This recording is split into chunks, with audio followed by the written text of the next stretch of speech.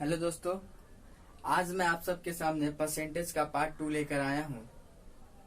इस वीडियो में हम ये सीखेंगे कि कैसे सवालों को आसानी से हल किया जाता है। तो आइए, हमारे सामने आज का पहला सवाल है। क्या कहता है, देखिए। दो संख्या किसी तीसरी संख्या का क्रमशः 25% और 20% कम है, तो पहली संख्या दूसरी संख्या का कितना परसेंट है।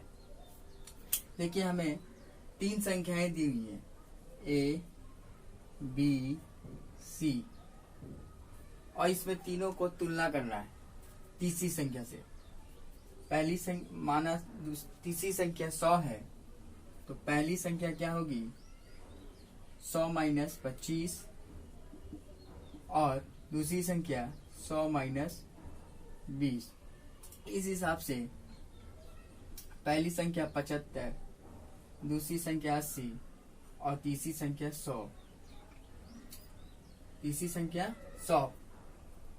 अब कहा गया है कि पहली संख्या दूसरी संख्या का कितना परसेंट है।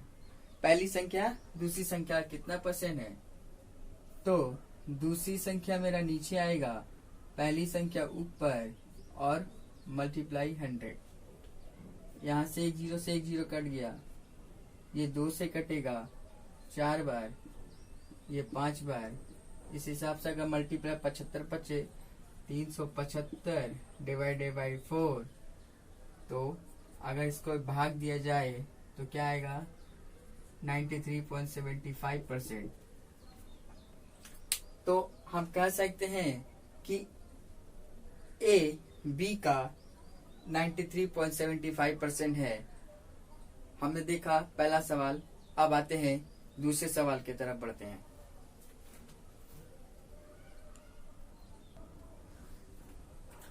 अब हमारा अगला सवाल है, एक परीक्षा में उत्तीर्ण होने के लिए 40 अंक चाहिए। एक छात्र ने 178 अंक प्राप्त किए और 22 अंकों से अनुत्तीर्ण हो गया, तो परीक्षा में कुल मार्क्स कितने थे। देखिए, कहा गया है कि एक छात्र ने परीक्षा में पास होने के लिए 40% अंक चाहिए थे, लेकिन उसने सिर्फ 178 अंक ही प्राप्त किए और 22 अंकों से वो फेल हो गया। अगर हम 22 अंकों को जोड़ दे 178 में, तो मेरा वह 40% के बराबर होगा। तो 40% बराबर 200 हुआ। तो पूछा गया है कि परीक्षा में कुल मार्क्स कितने थे। परीक्षा में कुल मार्क्स कितने थे। अगर 200 बराबर 40% है, तो 100 का मान क्या आएगा, 100 का मान आएगा 500। इस परीक्षा में 500 नंबरों का यह पेपर था पूरा। देखिए, कहा गया था कि हमको इसको आसानी से सॉल्व करना था, तो हमने कैसे किया। 40% अंक चाहिए थे पास होने के लिए, लेकिन उस छात्र ने 178 अंक ही प्राप्त किया और 22 अंकों से वो फेल हो गया। तो हमने 178 में 22 को जोड़ दिया, तो वो क्या बना, 40%। 40% का मान हमने देखा कि 200 आया, और पूछा गया कि परीक्षा में कुल कितने मार्क्स के थे। तो परीक्षा अगर 40% 200 के बराबर है, तो 100% का वैल्यू क्या होगा, 500। अब आइए हम अगले सवाल की तरफ बढ़ते हैं।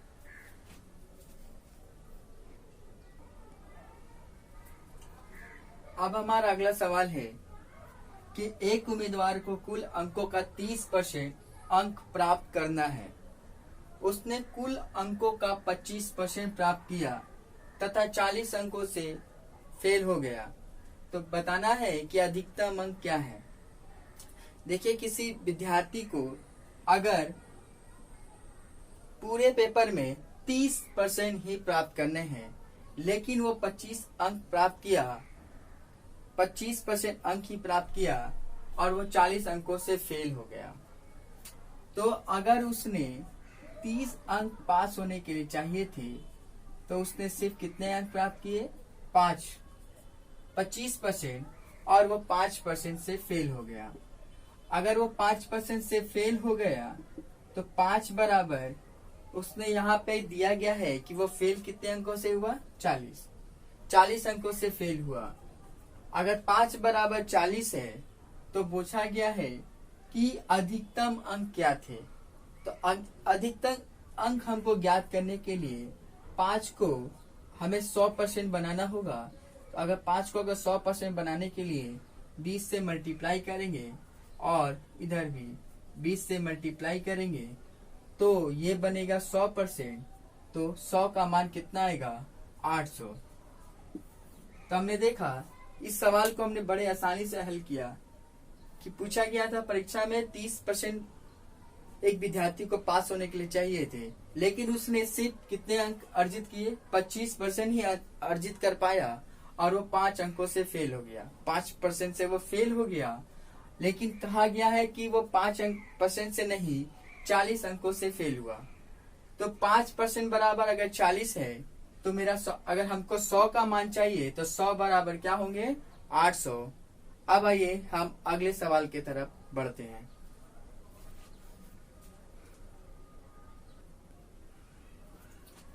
अब हमारे सामने अगला सवाल है। देखिए, कहता है कि एक पुस्तक के 50% पेज सफेद हैं और शेष के 40% पेज हरे हैं तथा शेष बचे 150 पेज पीले हैं। तो बताइए पुस्तकों में हरे रंग के कितने पृष्ठ हैं। देखिए, यहाँ पे एक पुस्तक है जिसका 50% पेजेस क्या है, हमारे सफेद हैं और शेष जो बचे हैं उसके 40% पुस्तक पेज हरे हैं और जो बचे हैं उनमें से वो 150 हैं। तो हमें बताना है कि हरे रंग के पुस्तक के हरे रंग के पेज कितने हैं। देखिए, अगर मान लिया जाए कि पेजों की संख्या क्या है, 100 है, 100 का 50% 50 होता है और जो अब बचे हैं वो कितने हैं, 50। तो इस 50 का अगर 40% हमें निकालना है तो 40% निकाल दिए तो क्या आएगा, 20। हमने क्यों किया ऐसा, क्योंकि हमने कहा गया है कि शेष का 40% पेज क्या है, हरे हैं। अगर 20 हरे माने तथा शेष बचे 150 पेज पीले हैं। अगर 150 पेज पीले हैं तो अगर 50 में से 20 को माइनस किए तो कितना आया, 30। हम कह सकते हैं कि 30 बराबर अगर मेरा 150 है, 30 बराबर मेरा 150 है तो हमें क्या चाहिए, 30, जो कि ये 30 पीले हैं, 30 क्या है, पीले। अगर 30 का मान अगर 150 है तो हमें चाहिए मान किसका, 20 का। अगर 150 30 का मान है तो हमें क्या चाहिए, 20 का।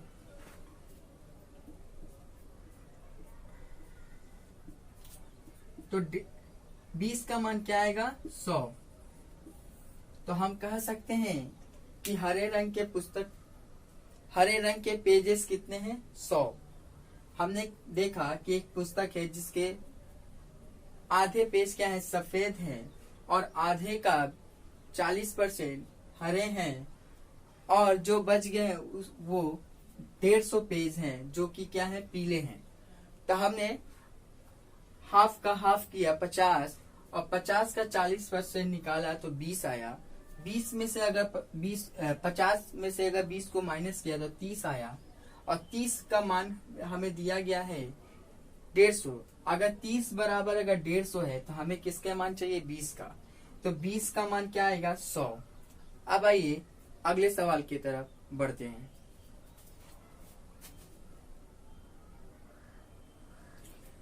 देखिए, हमारे सामने ये अगला सवाल है कि राधा अपने वेतन का 40% भोजन पर, 20% मकान पर, 10% मनोरंजन पर तथा 10% परिवहन पर व्यय करती है। यदि माह के अंत में उसकी बचत 150 रुपए है, 1,500 रुपए है, तो उसका मासिक वेतन क्या है। देखिए, ऐसे सवालों को डील करने के लिए सबसे जरूरी है कि उसके जितने भी खर्चे हैं हमें उस खर्चे को ऐड करना होगा। तो आइए इस सवाल में सबसे पहले हम उसकी खर्चों को ऐड करते हैं। 40% उसने भोजन पे किया, 20% मकान पर, 10% मनोरंजन पर और 10% परिवहन पर। हमने देखा कि उसका टोटल खर्चा क्या हुआ, 80%। अभी भी उसका 20% बचा हुआ है। 20% अभी भी उसका बचा हुआ है और कहा जा रहा है कि यदि वह माह के अंत में 1,500 रुपया बचाती है तो हम कह सकते हैं कि वो 20% कितने के बराबर है, 1,500 के बराबर है। तो उसका मासिक वेतन क्या है, तो हमको मासिक वेतन ज्ञात करने के लिए 20 में अगर 5 का मल्टीप्लाई इधर करे और इधर भी अगर 5 का मल्टीप्लाई कर दे तो क्या होगा, इधर 100% का मान 7,500 रुपया होगा। जो हम कह सकते हैं कि राधा का मासिक वेतन 7,500 रुपये है। देखिए, हमने इस वीडियो के माध्यम से हमने हर प्रकार के छोटे बड़े सवालों को देखा।